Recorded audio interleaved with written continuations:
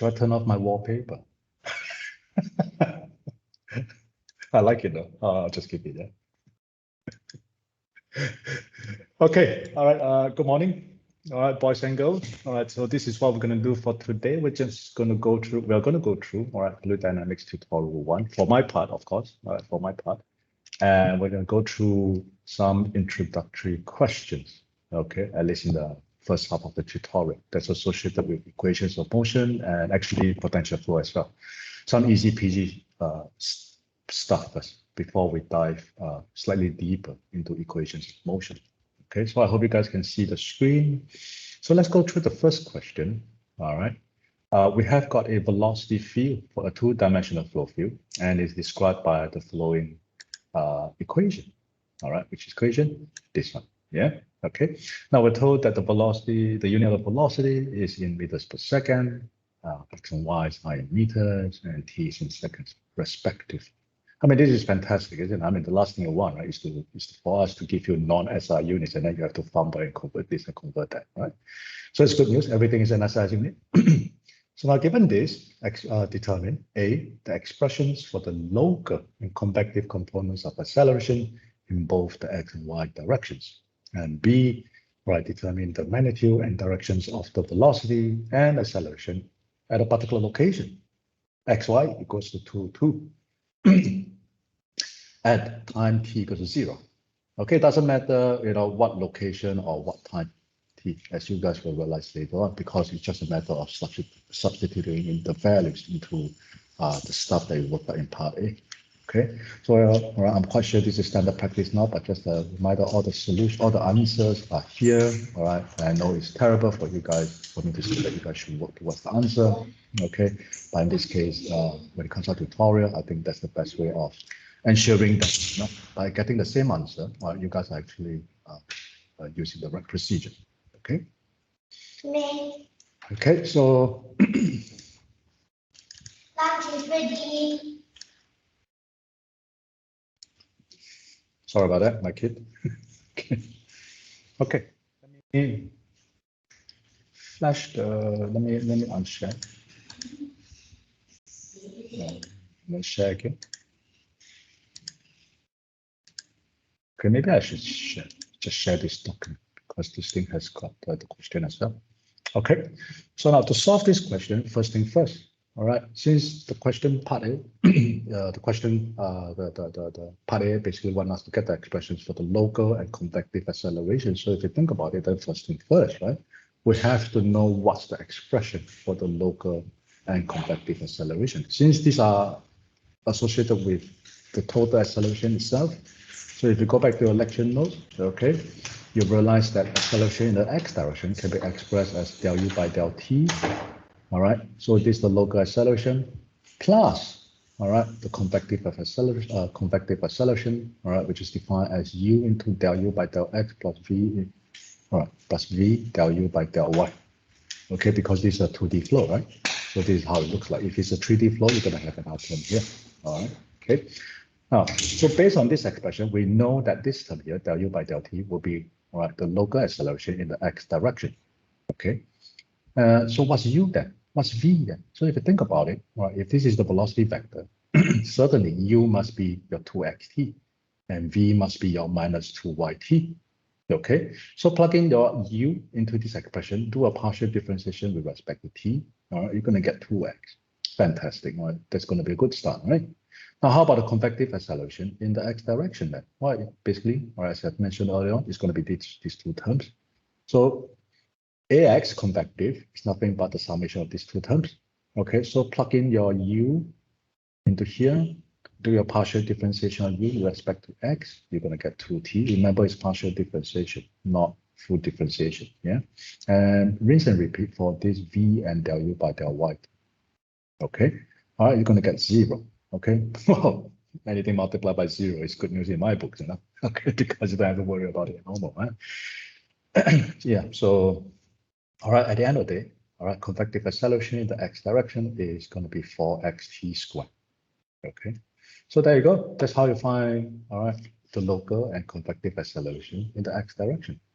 So how about the acceleration components in the y direction, it's pretty much the same thing. All right, the procedures are the same. Of course, the expression for AY, acceleration in the y direction, is going to be a little bit different. So AY, in this case, the local acceleration, okay, is nothing but del V by del T now. Okay, early on in the x direction is del U by del T. But since we're talking about y direction now, the local acceleration will now be, right, described by del V by del T, because V is the velocity component in the y direction, isn't it? All right, according to convention. Yeah. So do your partial integration, partial differentiation, you're going to get minus 2y. And that's basically your local acceleration in the y direction. How about the convective acceleration in the y direction? Well, we got these two terms, right? As you can see, it's slightly they are slightly different from this. Okay, because we're talking about y direction, so we're going to have u del v by del x plus v del v by del y, instead of having del u by del x and del u by del y here. All right, so as you can see, right, we sort of like replace the u terms with the v terms here. All right, so the steps remains the same. All right, plugging the u to the partial, plugging a u here. All right, do a partial differentiation of the v with respect to del x. You get a 0. That's good. Okay, just make it a lot simpler, right? Plug in your v, you're going to get this, and do your partial differentiation of v with respect to y. All right, you're going to get minus 2t. So basically, all right, it's quite straightforward if you're clear about how to do partial differentiations. Yeah. Okay. At the end of the day, your convective acceleration in the y direction, all right, is simply 4y t squared. And basically, that's all to it for part A. Okay, because we're asked to come up with the expression. All right. Now let's go to part B. Now we're supposed to find the actual magnitude and direction of the acceleration and the velocity, all right, at a particular location, at a known location, at a known time. Okay, so fantastic. In many ways, they're just giving us values, you know, all right, for x, y, and t, isn't it? So this is what we're going to do. Okay, to find out the acceleration, all right, and the velocity. First thing first, we know that x, all right, and y, they're both equals to 2 meters. Time t equals to 0 seconds. So the velocity component, u, is nothing but, well, you guys can work it out, okay, 0. Okay, now how about the v velocity component? All right, so you guys can plug in x and y and t values into the v velocity component, and it's 0 as well. So that's interesting. So that means at that particular location, at time t equals 0, all right, the velocity magnitude, all right, is 0, absolute 0. Okay, but 0 velocity doesn't mean that you must have 0 acceleration. Okay, got to be very, very careful. Okay, so what happened is, okay, let's find out the total acceleration, okay, in the x direction. Now, early on, we'll come up with the expression, isn't it? We'll come up with the expression already for the total acceleration, okay? And total acceleration in the x direction is nothing but what? The local acceleration plus the convective acceleration. So I have the local acceleration here. All right, just add with the convective acceleration, 2x plus 4x t squared. Right? This is what we have. So we know what's our x, we know what's our t, plug the values in, ax, right? Acceleration in the x direction will be 4 meters per second squared. All right, we rinse and repeat for the acceleration in the y direction. Take basically you sum up the local acceleration and the convective acceleration. Okay, and then substituting the value of y and t in this case, we can work out it's actually minus 4 meters per second squared. If you like to express in vector form, this is how it's going to look like. So this is how, all right, the full acceleration vector should look like, right? For I minus 4j, where I and j will be our unit vectors in the x and y directions respectively. Okay. Now we are not asked to find the components per se, right? Asked to find the magnitudes, but finding the magnitudes based on this acceleration vector will be straightforward as well. I'm quite sure you guys know how to do it. So the magnitude of acceleration vector is nothing but the square root of 4 squared plus minus 4 squared. And you guys can work out that the acceleration is about 5.166 meters per second squared. So that's it for the magnitude. Okay. All right. So far, so good, I hope. All right, I hope so far, so good. Eh? Okay, let's move on. Okay. Question 2. Okay, I don't have to switch documents. Good. Now, question 2. We're told that, you know, we have got a one-dimensional flow. Okay, and it can be described by the following flow field. How do we know it's one-dimensional flow? I think just by looking at these velocity components, we can tell for sure, right? Because, all right, V and W, they're both equal to 0. All right, only the U velocity component is not 0, and U can be described as the product of AY plus BY squared. And we're told that A and B are constants. Okay, so now given this, all right, determine A, if the above flow is rotational or irrotational. I'm quite sure you guys know just what is coming, right? If you want to prove that, you want to show whether it's rotational or irrotational, because it's close to something that we covered during lecture. Right? Part B, we're asked to determine the combination of constants, all right, for the rate of angular deformations to be 0. Okay, now for part B, students tend to have trouble trying to find, oh, is there a formula for it? Okay, there's no formula for this. It's by observation. Okay, so I think there lies the perils, right? If you keep looking for formulas and equations whereby logical argument or deduction actually will work just as fine. Okay, so I think, all right, do be careful. Not everything can be solved using a formula.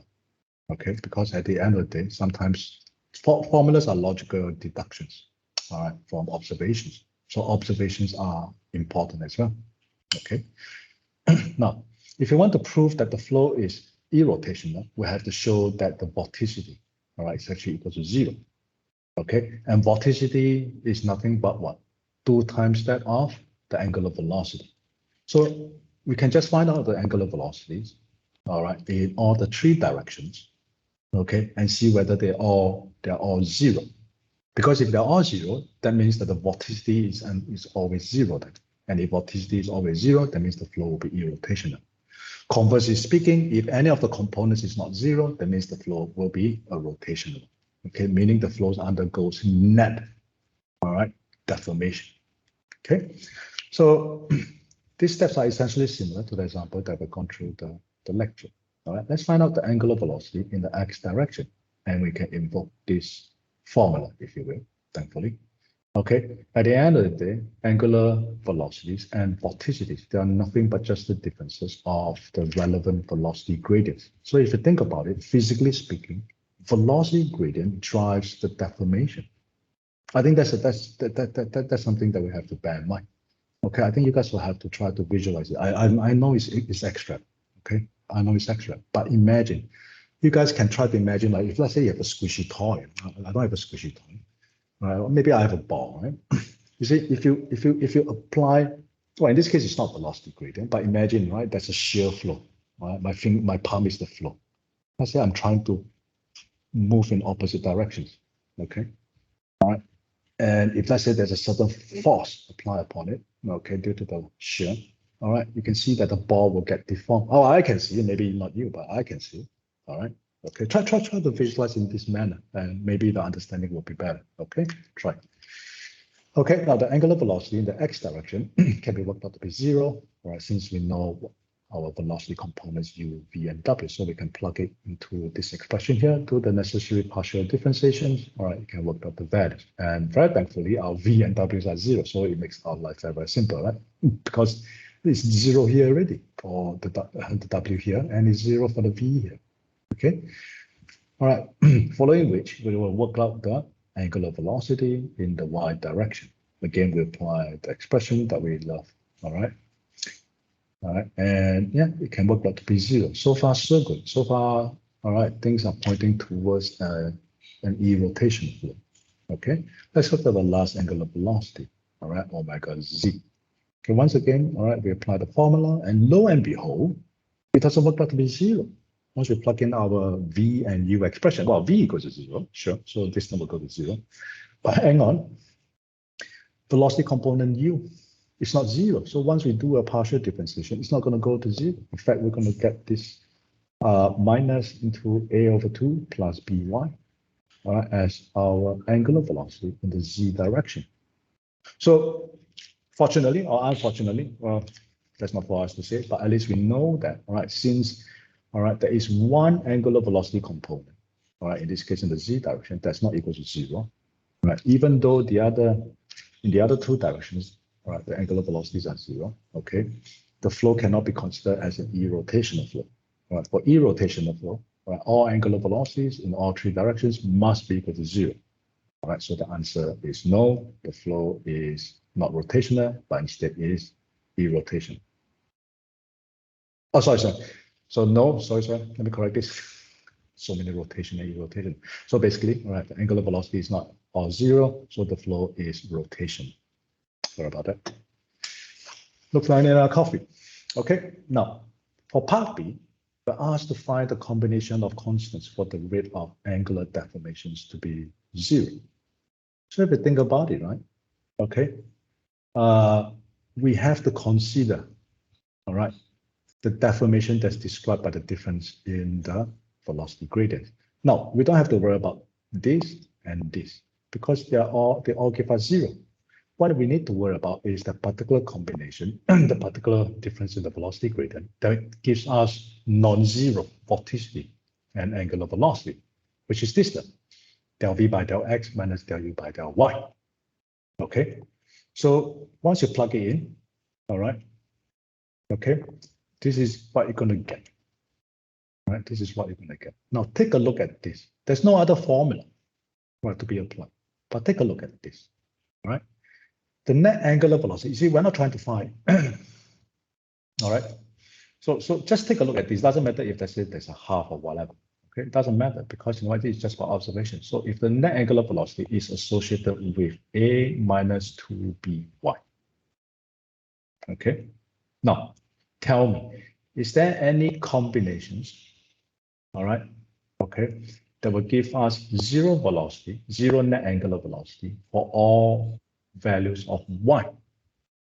Okay, all right, other than right a fixed value for both a and b to be zero. Okay, so this is what I meant by logical argument. There's no other formulas to apply. It's just by observation. All right, try as you might. Okay, all right. Okay, if you want, all right, the angular velocity to be zero for all values of y. It doesn't matter if y is 1 or y is 2 million.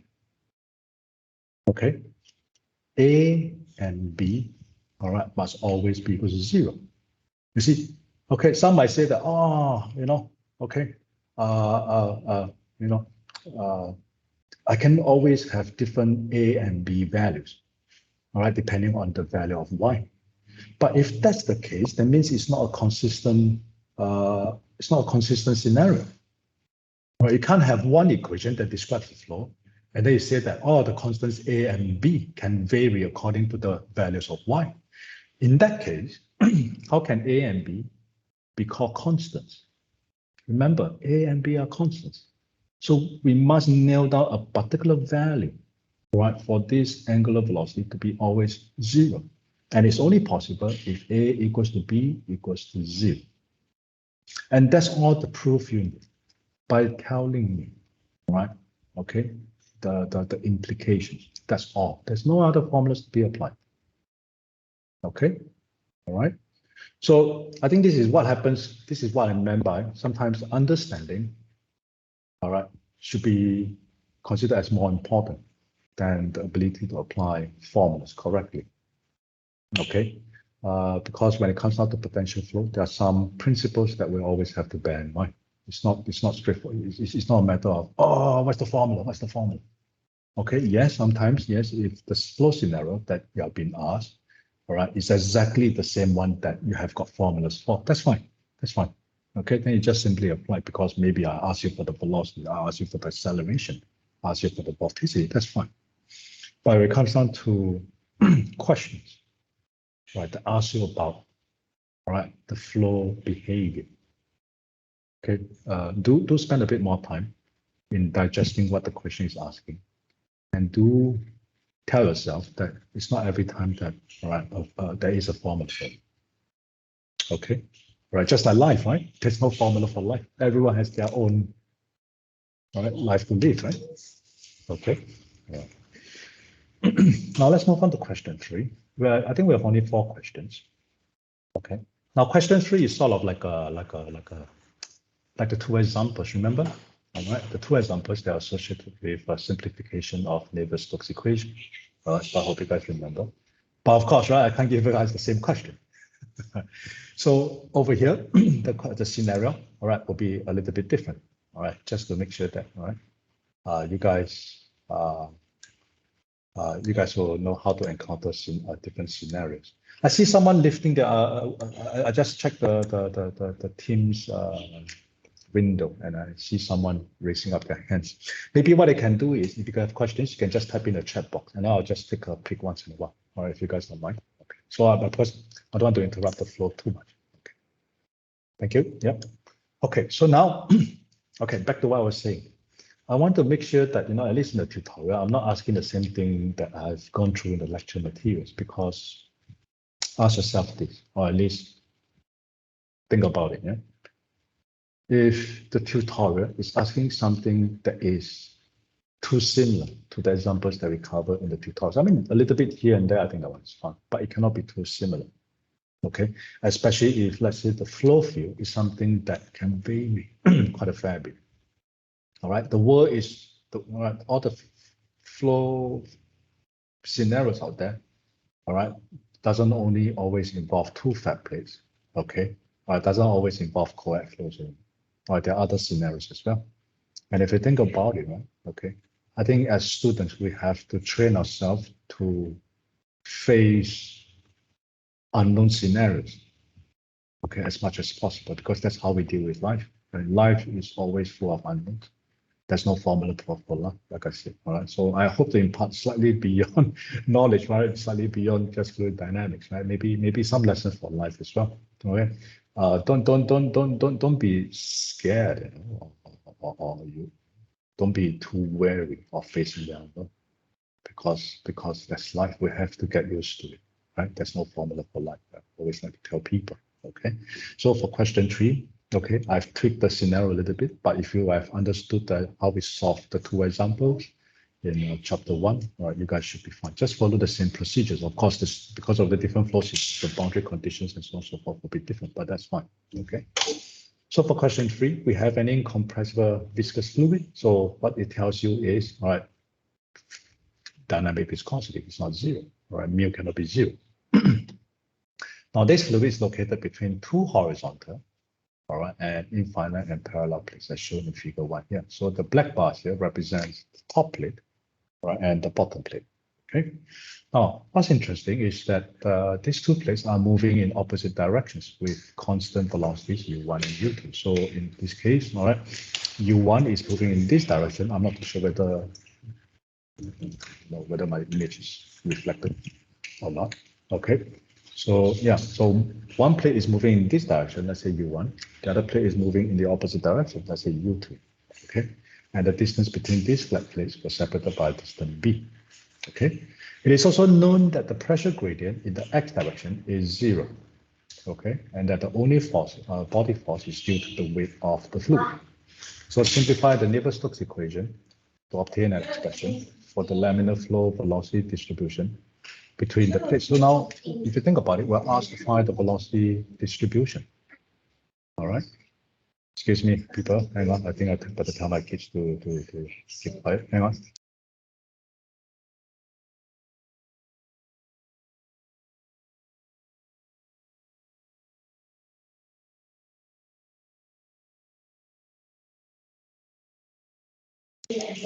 Okay, sorry about that.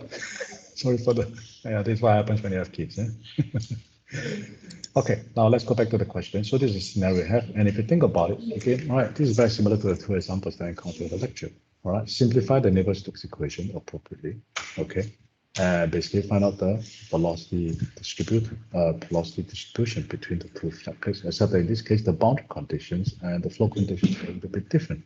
Okay, so now let's take a look on how we should solve this. So if you think about it, the question actually told us a lot of so-called conditions that constrains the kind of flow field that we are able to have arising out from this flow scenario. Okay, because if you think about it, okay, we're talking about two horizontal, infinite and parallel plates. That means infinite not only along this plane, but in this plane as well, into the paper. All right. Okay, and we're told that the flow is in one dimension. All right, it's in 1D. All right, even just by looking at the scenario, you should know. Okay, so if that's the case, all right, we can assume that V equals to 0 All right, that means the velocity is only going this way horizontally. There's no velocity component this way. There's no velocity components this way. So v equals to 0, w equals to 0. Okay, and surely, all right, well, the questions already say, right, the pressure gradient in the x direction is 0. So if that's the case, del p by del x, we can set it to 0. And the only boundary forces is gravity, and gravity acts vertically. So that means the boundary force, gx or fx, right, must be equal to 0. So what happened is, all right, since the flow is moving in the x direction, so let's take the x direction expression, all right, of the Navier-Stokes equation, right? So there are three expressions, right? One for the x direction, one for the y direction, one for the z direction. So take the one that's associated with the x direction, all right, and plug in all these assumptions, right? All these terms that we can neglect to 0, and basically reduce the Navier-Stokes, that particular expression. Okay, so cancel all the terms out that you can cancel, right? Set them to 0. And you realize that at the end of the day, we're going to get the square u by dy squared equal to 0. Okay, so we've gone through the first step of the simplifications of the Navier-Stokes equations, and this is what we get. Okay, now we're getting a differential expression. Okay, but we're asked to find an expression for the velocity distribution u. So what do we need to do? We have to do integrations then. Okay, so if you integrate this expression one time, all right, okay, and then you're going to get du by dy. Right, so surely, right, you have to integrate it one more time. So you have to integrate it 2 times. And what does that tell you? You're going to get 2 unknowns, C1 and C2, because the expression you get, right, is going to be u equals to C1y plus C2.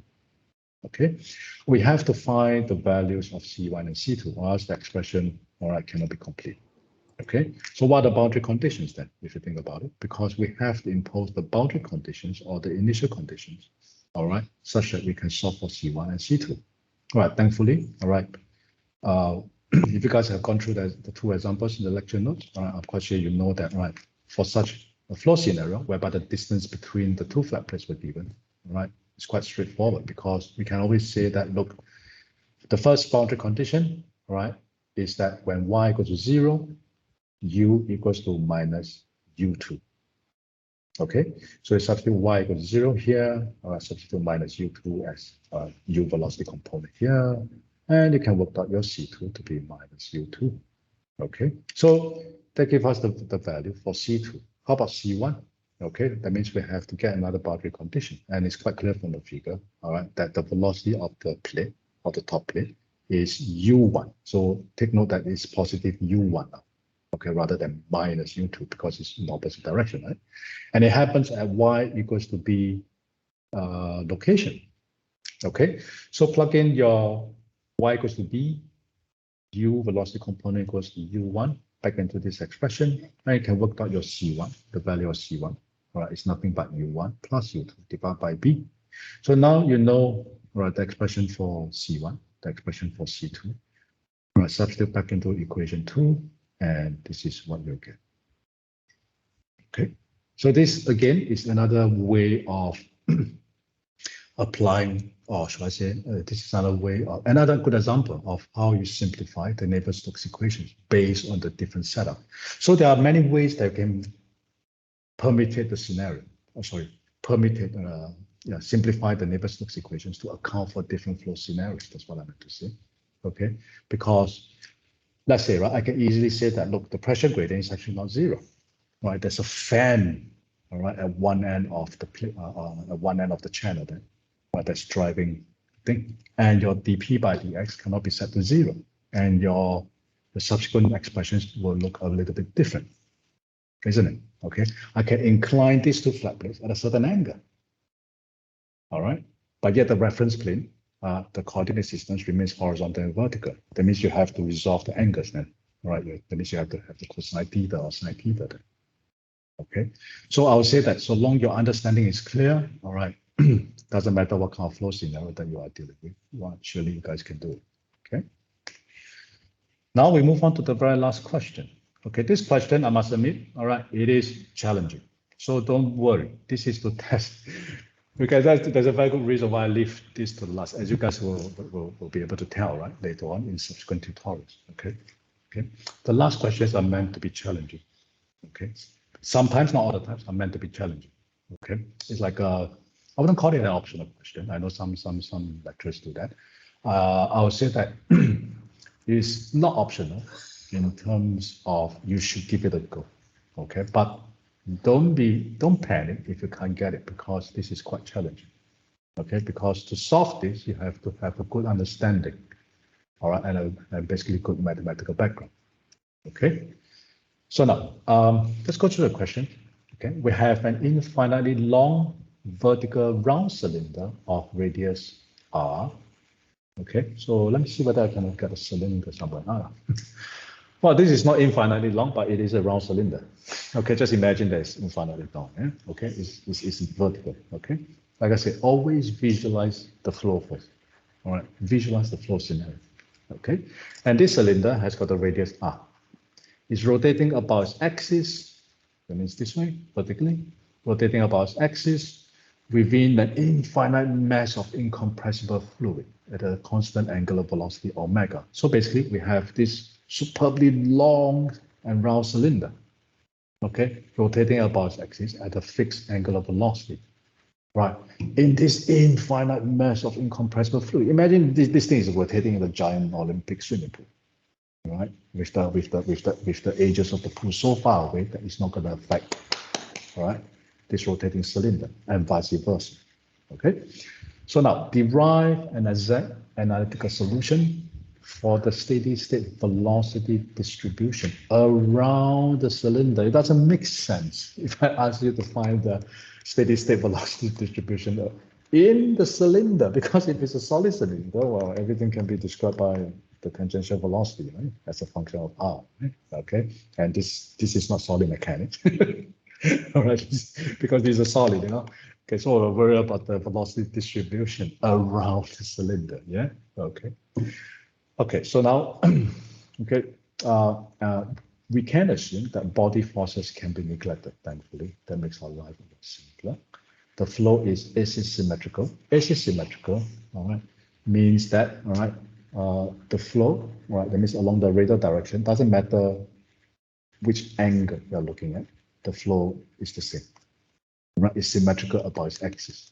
All right. Okay. And that the fluid is at, sorry man, it's not test. It's at rest, at infinity.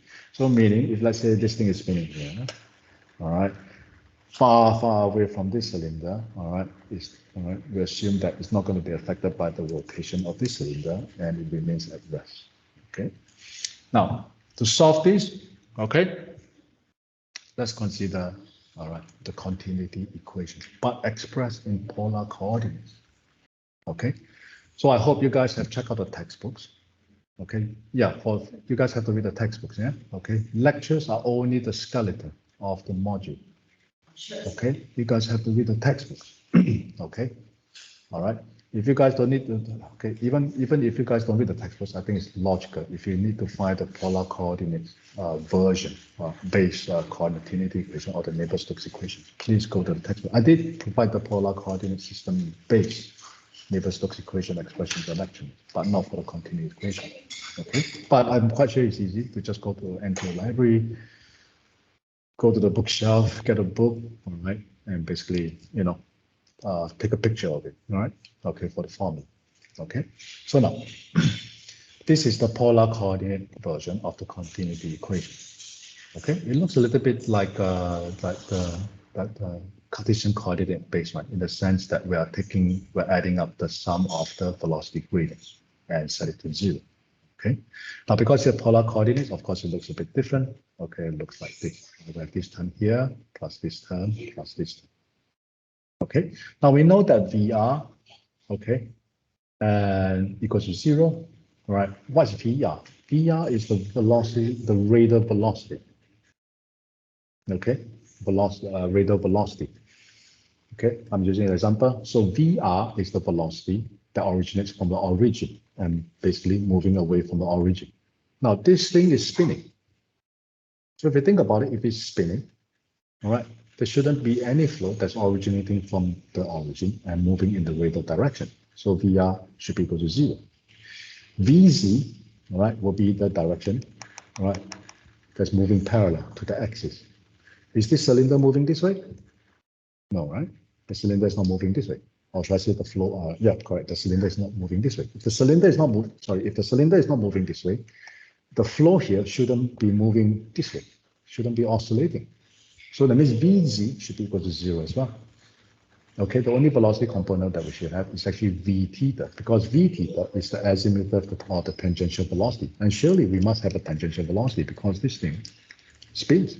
If this thing spins this way, surely, all right, there will be a tangential, let's say at some point in the 3D space, there will be a tangential velocity moving this way due to the spinning of the cylinder. Okay, all right, and because it's spinning at a fixed angular velocity, so it means that del V theta by del theta, right, is actually equal to 0. Okay, now if you go back to the, all right, Navier-Stokes equation that's expressed in polar coordinates, okay, in the lecture notes, and you take, because of this scenario, that means we only care about what's happening in the theta direction. So you take the expression, right, that's given, that's provided, that's described, that's describing the theta direction flow, all right. Based on these assumptions, you can reduce this, that equation to this. Okay, I hope you guys are flipping your lecture notes now. Okay, all right. Okay, because there are 3 equations. Choose the one that's associated, right, with the theta direction. Use the assumptions, all right, and basically you can get all these terms to 0. Get plenty of terms to 0, and you'll be left with that. In fact, we can do further simplifications, like for example, all right, del P by del theta is actually equal to 0 as well. What's del P by del theta? Del P by del theta basically means the pressure, all right, how pressure changes, all right, with respect to theta. But the flow is symmetric. So del P by del theta should be equal to 0 as well. Fantastic. We can do one more, all right, simplification. We can declare this, set this to 0. And what we'll be left with, right, will be the terms here. All right, we remove the dynamic viscosity, set it to 0. I must set it to 0. You simplify this, all right, it's going to look like this. You realize that the dynamic viscosity, all right, disappears. Not because it's 0, but because of the mathematical equation, all right? Okay, so now I think this is a jump that we have to make, okay? We have to differentiate this. All right, look at the terms here. We have 1 over r, okay, where into del by del r of r into del v theta by del r minus v theta minus divided by r squared. We can't do anything about this term, okay, but surely we can do what? A differentiation of this term here. Now, take note, del by del r of this term here, okay, is not going to be straightforward. We have to invoke the product rule. Because you see the first term here, because this is a product of 2 terms, the first term is r, the second term is del v theta by del r. So both have got r. All right, so if you want to do a partial differentiation, we should invoke the product rule. And if you invoke the product rule, this is what you're going to get. Okay, this is what you're going to get. All right, and thankfully, all right, based on all the assumptions that we make and based on our understanding of flow, we know that the flow, all right, is only a function of r. Okay, that means v theta, right? Because you see, all the terms here have got v theta here, v theta here, v theta here. And based on our understanding of the flow, v theta is simply a function of r only. So the tangential velocity at any point within this fluid, all right, okay, is only a function of how far you are, or should I say how far the point is away from r. All right, so the tangential velocity here is the same as the tangential velocity here. You notice that I move along the axis of the cylinder. So it's not a function of z, all right? It's not a function of theta, right? It's a function of r, okay? If that's the case, by observation, this expression can be re-expressed as this. You realize that there's some change because you know why? This term, all right, is still here. These 2 terms, right, through observation, you realize that, hang on, I can simplify these 2 terms into 1 term. And that one term is actually this, because I can get these two terms if I describe it as, all right, I describe them as the differential of v theta divided by r with respect to r. Okay, so by doing this, all right, I'm making the differential equation simpler. Okay, now once I've got this, okay, think about it. This is a second order differential.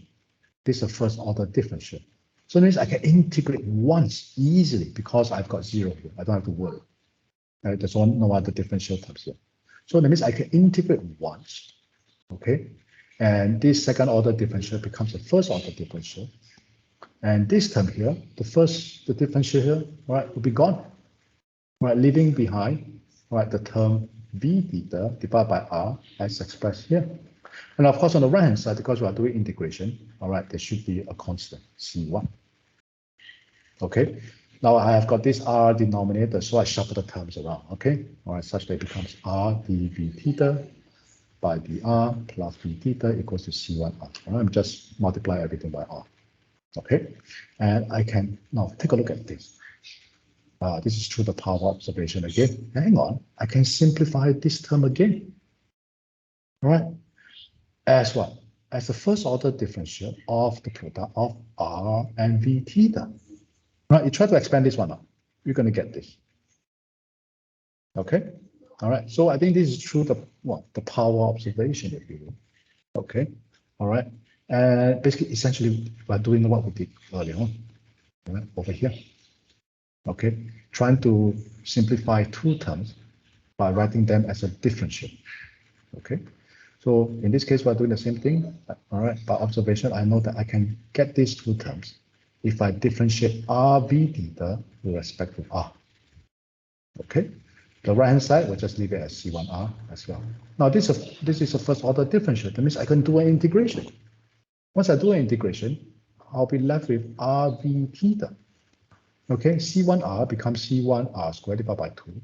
And because this is another integration, so I have another constant, c2. Okay. So now, do you guys realize something? There's no more differential terms left. Okay, and by shuffling the r from the left-hand side to the right-hand side, that means divide everything by r. I'm going to get v theta equals to c1r divided by 2 plus c2 divided by r, and this will be the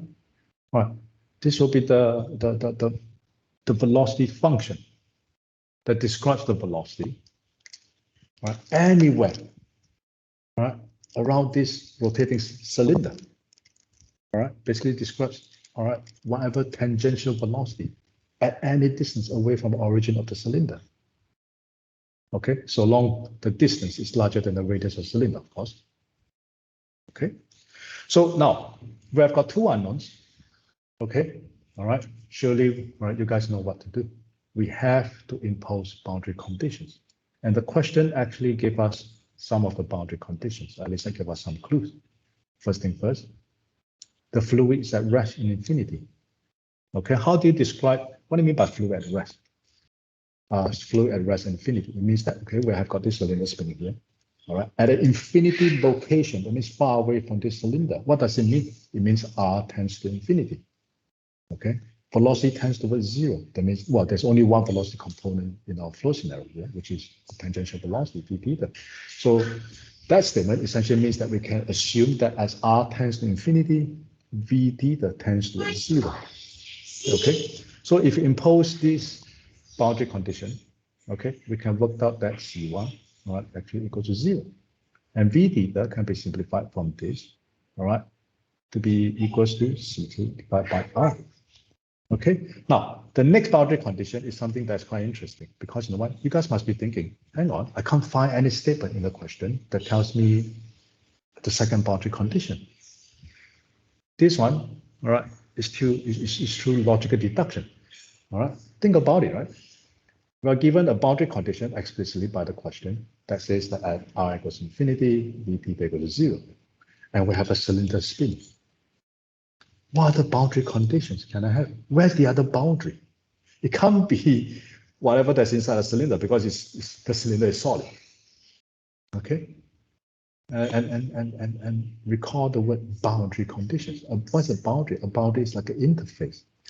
Isn't the cylinder surface a boundary? The cylinder surface is boundary. And we do know the radius of the cylinder. Right? It's represented by R equals to cap R. So at R equals to cap R, where R is the radius of the cylinder, that means we're talking about along the cylinder surface. Right. The tangential velocity v theta is nothing but the product of the radius of the cylinder multiplied by the angular velocity of this spinning cylinder. Okay, so this is our second boundary condition that is not explicitly stated by the question. We have to infer this, okay, from an engineering perspective. Okay, so now we have got the second boundary conditions, all right? Use it in this expression to solve for C2, and you can find out that C2, right, is actually equals to R squared omega. Right, then the general expression for V theta then, all right, is nothing but R squared omega divided by R. Or should I say that cap R squared omega divided by small r. Okay, and that's how you solve this particular question. Don't worry if you're not able to solve it. Like I said, this is quite challenging.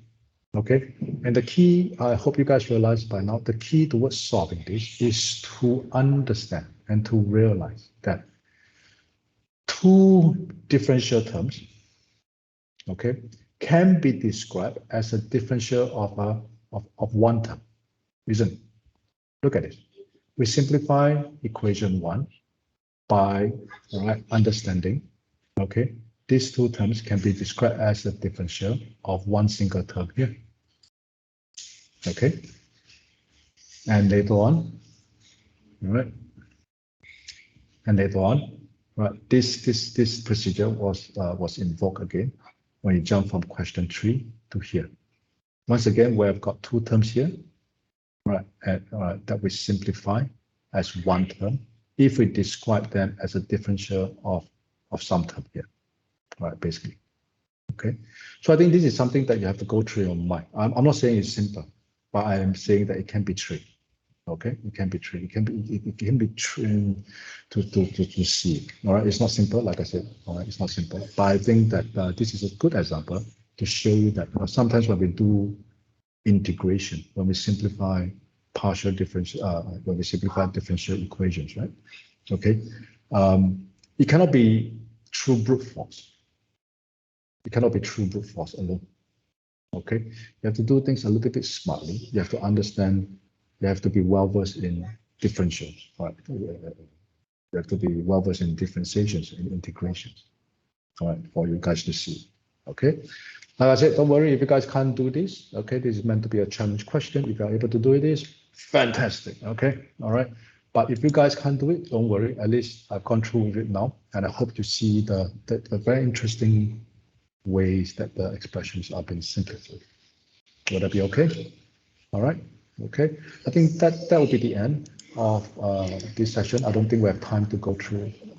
All right. The lectures doesn't matter. Okay. We still have next week. Okay. So I'm going to stop recording.